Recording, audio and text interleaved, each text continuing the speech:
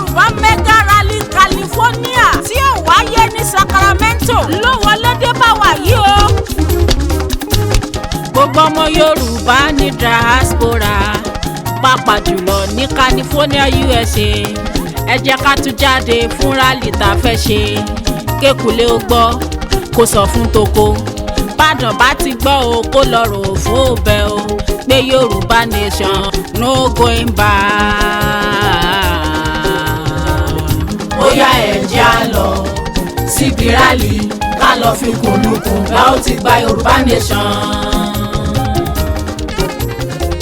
Yoruba Mega Rally ní California Sacramento gangan láti fẹ́ ṣe ẹ jẹ́ ká darapọ̀ mọ́ ìjáde àlàáfíà lọ́jọ́ Sunday June 12 ló máa wáyé láago káàbọ̀ ọ̀sán sáago 5 àbọ̀ ìrọ̀lẹ́ Yorùbá nation no going back. Ó yá ẹ jẹ́ á lọ síbi rally ká lọ fi kùnlùkùn bá ó ti gba Yorùbá nation.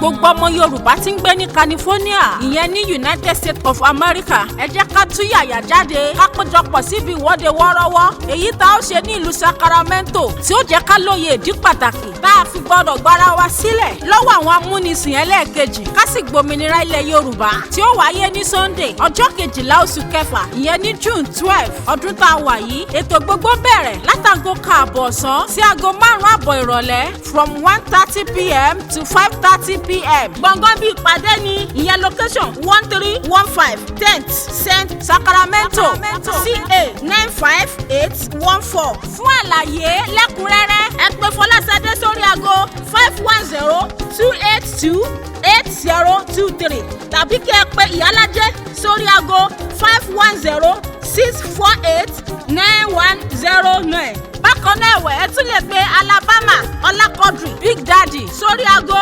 1-559-753-0378. olùkéde àwọn ọmọ Yorùbá ní California fún ìwọ́de ìpolongo fún Yorùbá nation now tiwantiwa. Ó yá ẹ jẹ́ á lọ síbi rally ká lọ fi kùnlùkùn bá ó ti gba Yorùbá nation.